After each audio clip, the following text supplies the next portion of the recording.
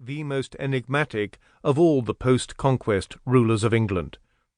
The great 19th century historian William Stubbs declared that there is scarcely one in the whole line of our kings of whose personality it is so difficult to get a definite idea.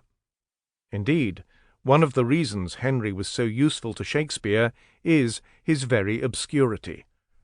In the playwright's hands, he could be Bolingbroke, the ruthless commander and ambitious usurper, and yet he could also be King Henry, mighty and to be feared, yet somewhat aloof and unengaging, being too full of majesty. This is not a sign of attention to him as a man, but rather to his station as a duke or king. There is no attempt to portray the Bolingbroke Henry IV characters as having any key trait in common.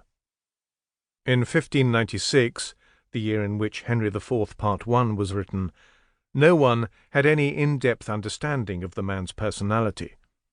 As the historian K.B. Macfarlane pointed out, the Tudors in general, and Shakespeare in particular, ignored Henry, and that proved fatal to his historical reputation.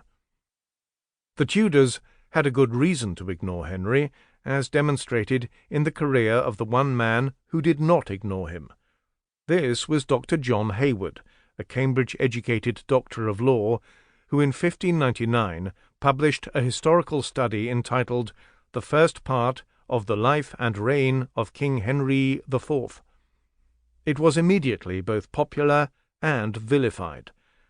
The first edition of 1,000 copies sold out, but it came to the attention of the Queen, Elizabeth I, who saw in it an attempt to compare her with Richard II and to justify her deposition. This was largely paranoia on the aged Queen's part, who is supposed to have declared in her fury, "Know ye not I am Richard II?" Nevertheless, she sought to have the author arraigned for treason, and Hayward was accordingly locked up in the Tower of London for daring to write a story 200-year-old. The second edition was banned, seized, and burned. With that sort of review, all prospective publishers were persuaded that the second part, up to 1403, was far too dangerous to print, and the third part was never written.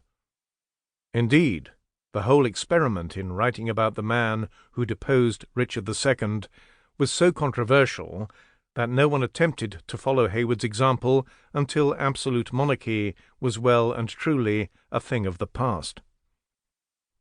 As a result, it is only in recent times that historians have begun to move closer to the historical Henry IV. In 1878, William Stubbs published the third and final volume of his landmark work, The Constitutional History of England. In 74 pages, he provided his audience with an overview of Henry's reign which was both new and positive. Unlike any previous historian, Stubbs presented Henry as a great king, albeit troubled at every stage of his reign. The reason for his greatness was only partly because he founded a dynasty.